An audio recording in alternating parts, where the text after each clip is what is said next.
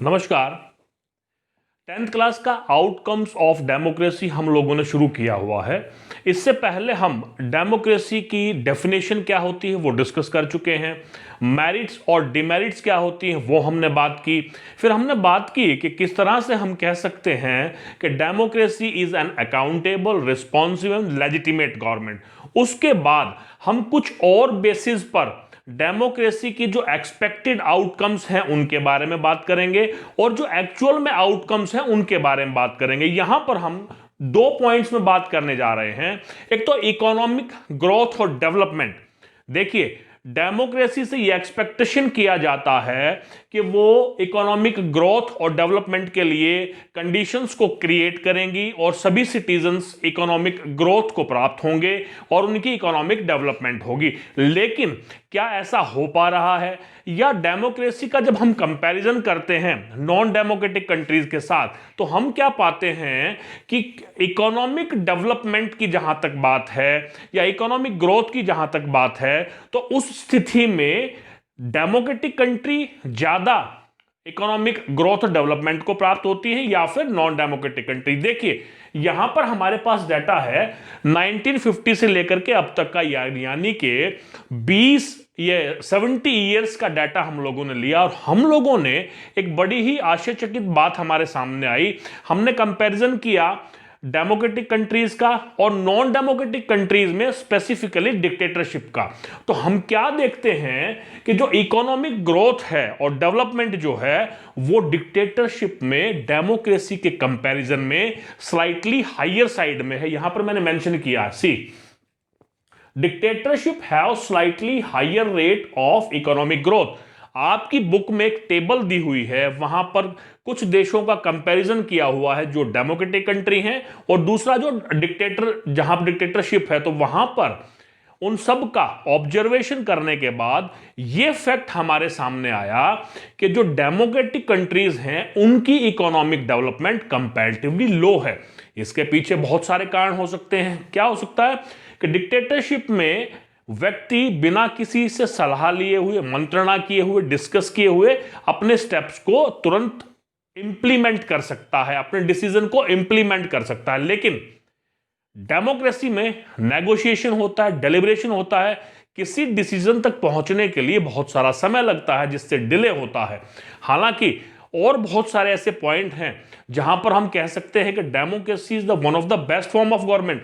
लेकिन यहां पर जब इकोनॉमिक ग्रोथ और डेवलपमेंट की हम लोग बात कर रहे हैं तो जो हमारी एक्सपेक्टेशंस थी डेमोक्रेसी से वो फुलफिल नहीं हो पा रही हैं, क्योंकि हमने कंपैरिजन किया डिक्टेटरशिप में और डेमोक्रेटिक कंट्री में। देखिए, और हमें इस बारे में वरीड होने की भी आवश्यकता है कि क्या इस आधार पर हम लोग ये कह सकते हैं कि डेमोक्रेसी जो है या democratic way of governing a nation is one of the best और नॉट। क्योंकि इकोनॉमिक जो डेवलपमेंट है वो सभी डेवलपमेंट का आधार माना जाता है।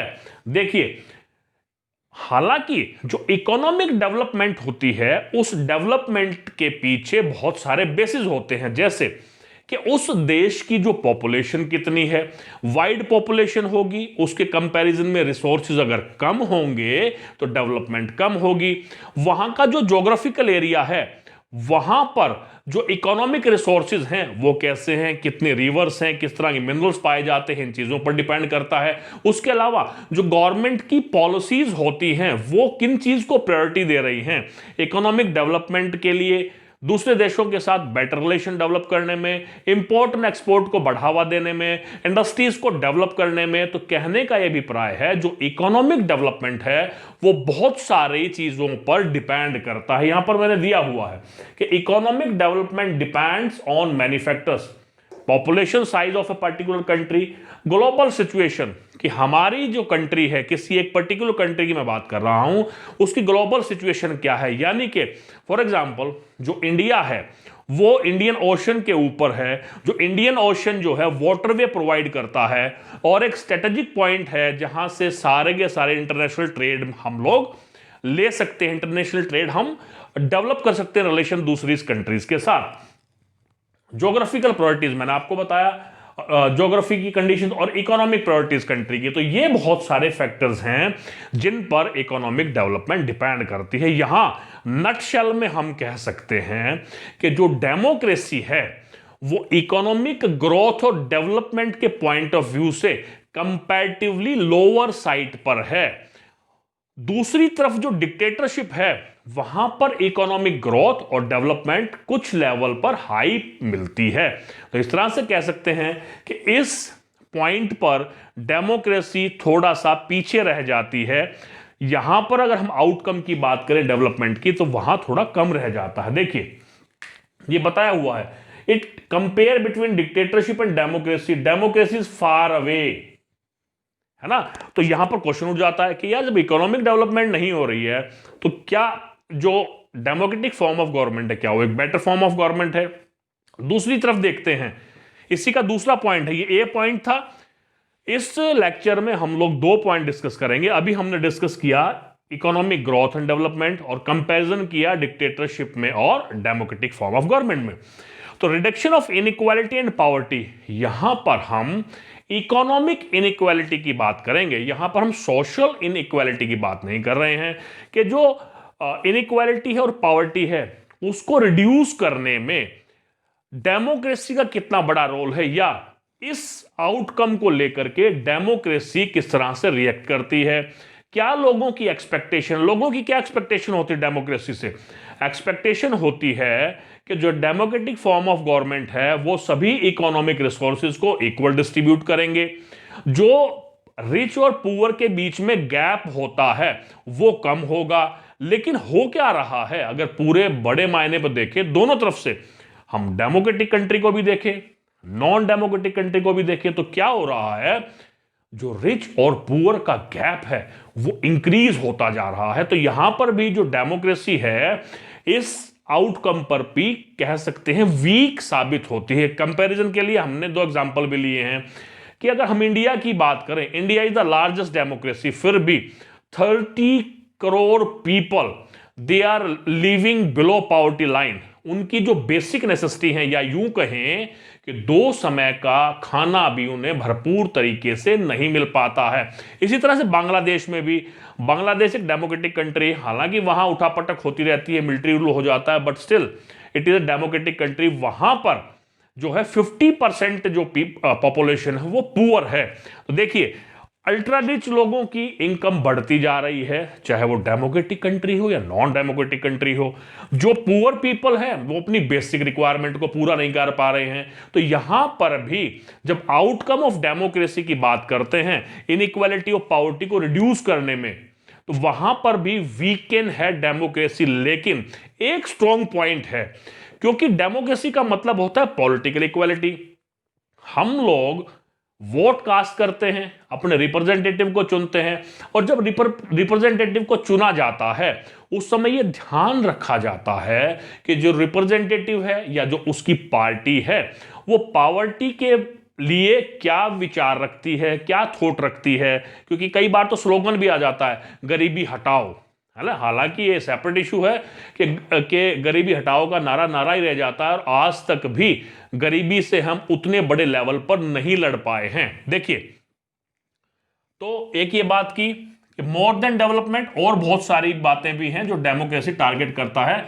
इस पॉइंट के बाद हम पॉजिटिव एस्पेक्ट के बारे में बात करेंगे। यहां पर जब इनइक्वालिटी और पॉवर्टी की बात भी है तो यहां पर, और इकोनॉमिक ग्रोथ और डेवलपमेंट की बात है, वहां पर जो है डेमोक्रेसी का जो आउटकम है कंपैरेटिवली पुअर है।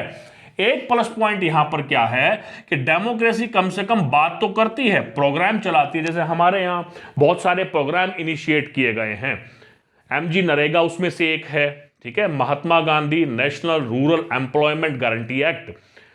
उसी तरह से सभी लोगों को अन्न पहुंचाने की बहुत सारी चीजें हैं कि स्टोर से सभी लोगों को खाना पहुंचाया जाए, वो भूखे ना मरें। उसके अलावा हमारे पास भी एम्प्लॉयमेंट को जनरेट करने के लिए जो गांव के लोग हैं, जो बेरोजगार लोग हैं, उनके लिए बहुत सारी चीजें डेवलप की जाती हैं। किसानों को सब्सिडी दी जाती है। कहने का क्या अभिप्राय है, डेमोक्रेसी में सभी तबके के लोगों को का ध्यान में रखने का प्रयास किया जाता है बेटर तरीके से in comparison to the non democratic country. So this is the plus point of democracy. But in these both things. One is economic growth and development, we have discussed in detail, and inequality and poverty के बारे में जो democracy है वो थोड़ा weaken होती है, ये बात यहां पर ध्यान रखेंगे।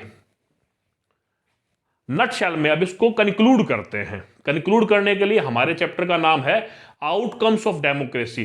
तो 2 पॉइंट मैं आप लोगों को बता रहा हूं जो क्वेश्चन बन सकते हैं और किस तरह से आपको आंसर देना है।